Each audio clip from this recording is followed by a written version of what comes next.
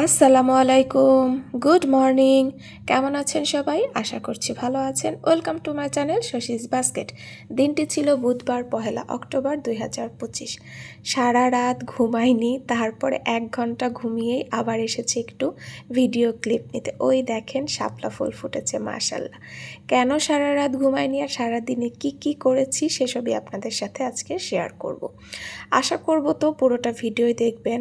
আমি তো চেষ্টা করি যাতে আপনারা মানে ভালোভাবে পছন্দ মতন এনজয় করে দেখেন। তারপরেও যদি কোথাও আমার গাফিলতা থেকে থাকে, মানে ধরেন যে এটা ভালো হচ্ছে না, আপনারা আমাকে অবশ্যই সাজেস্ট করতে পারেন যে আপু এইভাবে করেন, ওটা করলে ভালো হবে। আবার কেউ যদি টিটকারি করতে চান সেটাও করে যেতে পারেন, অসুবিধা নেই।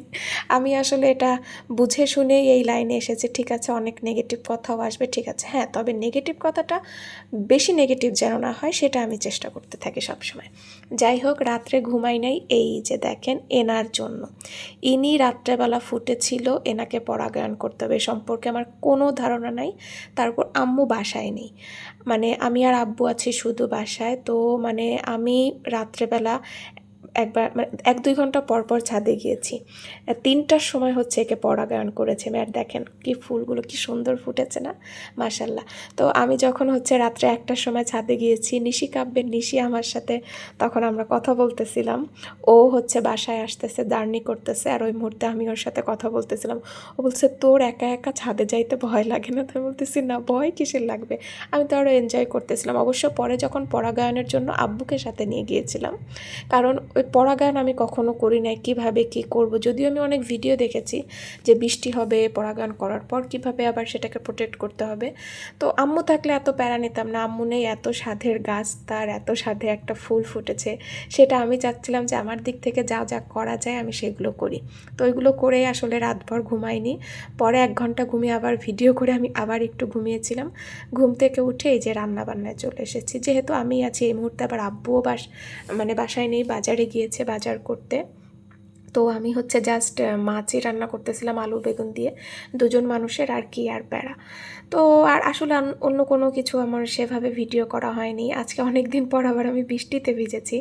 পড়ায়ে বাজারে গিয়েছিলাম আমার কাকির সাথে, কিন্তু কাজের কাজ সেরকম কিছুই হয়নি, উল্টো বৃষ্টিতে ভিজে এসেছি। আব্বু আবার এই যে সকালে যখন বাজারে গিয়েছিল, সবজি বাজার হচ্ছে আর একটা দোকানে ফেলে রেখে চলে এসেছিলো। তো আমি আবার বললাম তোমার আর যাইতে হবে না, আমি বিকালে বাজারে যাব, আমি তখন নিয়ে আসবো। তো এটাই করতে গেছিলাম, কিন্তু পুরো একদম বৃষ্টিতে ভিজে এসেছি। মানে বিকাল থেকে প্রচুরই বৃষ্টি হয়েছে, গতদিনও বৃষ্টি হয়েছিল, আজকেও হয়েছে।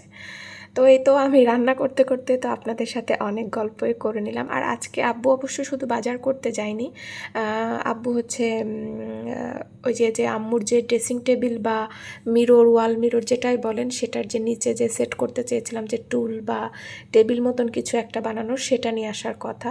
তো দেখা যাক, সেটাও আমি আপনাদের সাথে দেখাবো ইনশাল্লাহ। তো সেটা কীরকম হয়েছে, লুকটা কেমন হয়েছে, সেটা দেখার পর অবশ্যই কমেন্ট করে যাবেন।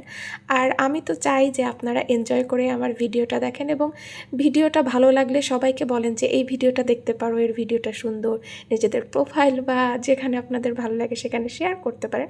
অবশ্যই ভালো কোনো গ্রুপে শেয়ার করবেন। কোনো মেয়ের ভিডিও আমি তো তাই বলবো, কারণ মেয়েদের হেনস্থা হতে তো আর কি বলবো, আর আপনারাই বুঝে নেন, তাদের তো মানে কথা শুনতে, অবশ্য শুধু মেয়েরা না, সবাই কথা, মানে আমরা সবাইকে কথা শোনাতেই পছন্দ করি। এই যে আব্বু বাজার নিয়ে এসেছে, আটা, তারপরে এমনি মাসিক যা বাজার লাগে তাই। আর এই মামা নুডলসটা অবশেষে পাওয়া গেলো, লাস্টের বার পাওয়া গিয়েছিল না। তো সেই সব আমি গুছিয়ে এই যে ড্রেসিং টেবিলটা, এখন মানে ড্রেসিং টেবিলই বলতেছি আমি, এটা রাখা হলো। কেমন হয়েছে অবশ্যই বলবেন। আম্মু বাসায় নেই, ভাবছি সুন্দর করে গোছাবো, যদিও মনে হচ্ছে আম্মু আসলে এটা অন্য জায়গায় শিফট করবে, আমার তো তাই মনে হচ্ছে। তো এই তো ছিল হচ্ছে আজকের আমার ভিডিও। সব মিলিয়ে কেমন লাগলো ভিডিওটা জানাতে অবশ্যই ভুলবেন না। আল্লাহ হাফেজ।